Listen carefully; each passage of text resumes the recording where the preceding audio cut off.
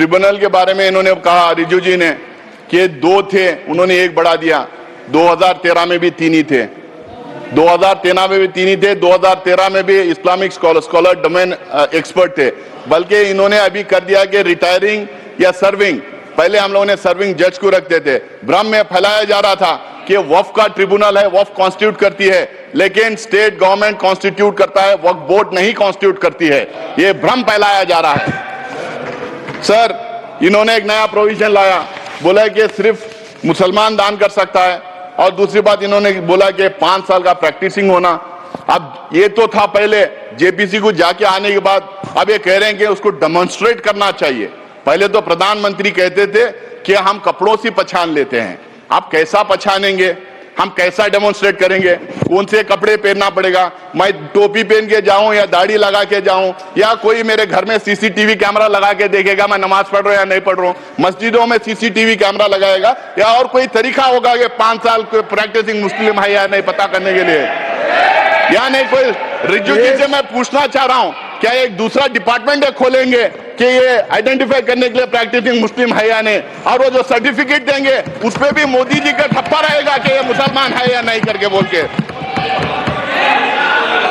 हाँ, मोदी जी की फोटो भी लगा देंगे उस सर्टिफिकेट पे। Sir, Waqf by user, sir Waqf by user की बात, तो सबसे बड़ा मार जो इस बिल में ला रहे हैं वक्फ बाय यूजर, क्यों ये ला रहे हैं सबको पता है। इनकी सारी की सारी जो है निगाह संपत्ति पे है, जमीन पे है, लैंड पे है, धारावी पे में किसको दिया है उन्होंने, करोड़ों के भाव पे किसको दिया। कल मैं टीवी डिबेट पे था, एक जेपीसी की मेंबर थी इनकी मेरे साथ में, वो कह रही थी कि हम लैंड मोनेटाइज करेंगे। तो समझ में आ गया, मोनेटाइज करके किसको देंगे। तो वक्फ बाय यूजर का मतलब क्या है सर। इस देश में, हमारा देश प्राचीन देश है, इस देश में अलग अलग टाइम अलग अलग धर्म के स्थल बने हुए। हमारे देश में इतने किंगडम्स है, राष्ट्रकूटा से लेके मौर्य से लेके चेरास, कदम्बास, विजयनगर एम्पायर, अशोका साम्राट का पता नहीं क्या कितने थे, बादशाहें थे, ब्रिटिश गवर्नमेंट थी। यहाँ पे सिर्फ मस्जिद मंदिर की बात, सिर्फ मस्जिद की बात नहीं सर, इस देश में बहुत खूबसूरत मंदिरें बने, जबरदस्त मोन्यूमेंट्स हैं देखने के लायक, गुरुद्वारास हैं, चर्चेस हैं, मस्जिद हैं। अगर आप 400, 500, 600 साल पुराने इमारतों के कागज पूछेंगे, तांबे में, पीतल में जहां लिखा था, कहां से ढूंढ के लाएंगे।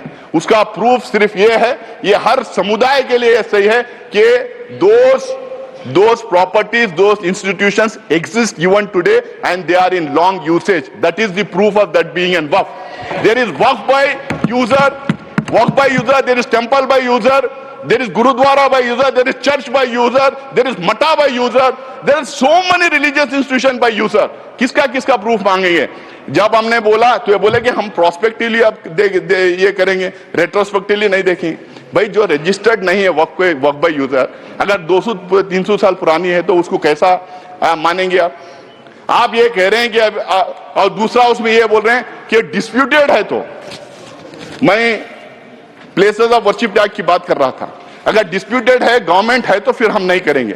बट डिस्प्यूटेड कैसा है, डिस्प्यूटेड तो एक ही थी, वो बोले थे अयोध्या का मसला छोड़िए बाकी के पूरे इसमें आ जाएंगे। आप कैसा डिस्प्यूटेड, पुराने इदारों के डिस्प्यूट कैसा हो जाएगा। ये खोज रहे हैं बार बार देश में दंगे फसाद करवाने का, ये डिस्प्यूट लड़ना, दंगे फसाद करवाना, अपना वोट बैंक क्रिएट करने की राजनीति कर रहे हैं वक्फ बाय यूजर को निकाल के। और दूसरा अब ये कह रहे हैं कि हम उसको ले लेंगे। अब मेरा टाइम बढ़ा है, मेरा पार्टी का टाइम ऑलरेडी मेरे पार्टी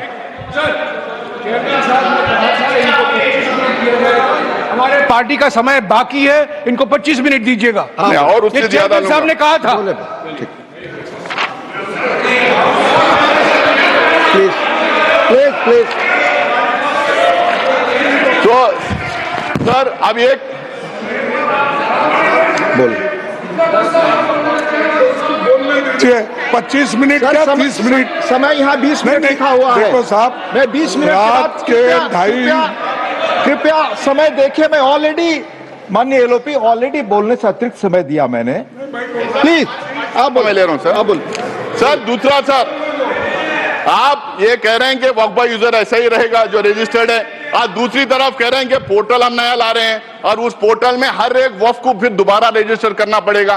भाई वक्फ बाय यूजर वो रजिस्टर्ड हो गया तो सीधा उठा के डाल लीजिए उसमें, आप फिर दोबारा उनको क्यों रजिस्ट्रेशन करें? आप चाह रहे हैं कि फिर वो दोबारा पेपर उससे मांगे, आप पेपर ना दें, फिर आपके लोग जाके दंगा फसाद करें और आपका वोट बैंक बढ़ता रहे। ये आपका वो है। सर तीसरा ढांचे की बात कर रहा हूं मैं, ये बहुत जोर जोर से रिजू जी बोल रहे थे कि ये सेक्युलर कैरेक्टर है वक्फ बोर्ड का सेक्युलर कैरेक्टर है।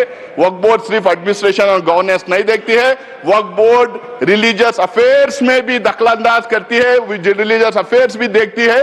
अगर आपको इतना ही है, अगर आप कह रहे हैं, अगर मैं आपकी बात भी मान लो तो मैं आपसे पूछना चाहता हूं, क्या हिंदू रिलीजियस एक्ट के तहत जो इंस्टीट्यूशंस बने, endowment act, Muzrai department, places of Hindu religious places act, SGPC और अलग अलग समुदाय के जो इदारे जो बने हैं, क्या उसमें एक मुसलमान, एक सिख, एक बुद्धिस्ट, एक जैन को आप रखेंगे? क्या मुझे रखेंगे आप उसमें? आप मुझे रखेंगे आप उसमें? ये बिल्कुल मेरे राइट के खिलाफ है, जो कॉन्स्टिट्यूशन मुझे जो राइट देता है उसके खिलाफ है, और इसको लेके काफी जजमेंट भी है। दूसरा सर, मैं उसके सारे को, और ये जो कह रहे हैं, और ये जितने यहाँ पे हैं, यहाँ पे Bihar Hindu religious trust act, Madras Hindu religious and endowment act, Orissa का, तमिलनाडु का, उत्तर प्रदेश का, आंध्र प्रदेश का, सब में साफ लिखा जाता है कि सिर्फ और सिर्फ हिंदू वहां रहेंगे और कोई और दूसरे मजहब का आदमी नहीं रहेगा। जब वहां पे वो एक्ट में ही है तो यहाँ कैसे आप दूसरे लोगों को देंगे? आप एक्चुअली क्या प्रूव करना चाह रहे हैं? आप लाके क्या हमारे ऊपर भरोसा नहीं? क्या हम काबिल नहीं अब हमारे इंस्टीट्यूशंस को चलाने के लिए? आप हम लोग को सेकेंड ग्रेड सिटीजन बनाना चाह रहे हैं, हमारे ऊपर स्पाइंग करना चाह रहे हैं आप।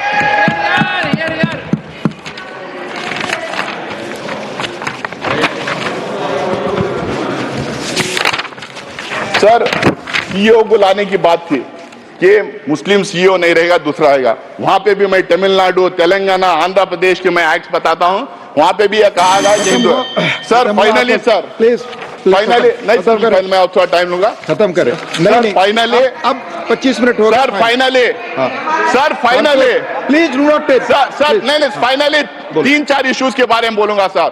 रिजू जी कल भी बोले, आज भी बोले, 123 प्रॉपर्टीज को लेके भ्रम फैलाया जा रहा है। ये सारे के सारे 123 प्रॉपर्टीज आके या तो दरगाह है, या तो मस्जिद है, या तो कब्रिस्तान है, या तो ईदगाह है। ये झूठ है। ऑथेंटिकेट करो, धन्यवाद, ऑथेंटिकेट करो, उसकी लिस्ट में आपको देना चाह रहा हूं। ऑल 120 और इसको धन्यवाद आपकी बात सर। जयराम जी, धन्यवाद, Jairam ji, another 5 minutes, doctor Radha, another 5 minutes, doctor Radha Mohan Das Agrawal. नहीं आपकी बात माननीय, जो भी असंसदीय शब्द अगर आप इस्तेमाल करेंगे वो रिकॉर्ड में नहीं होगा। Please please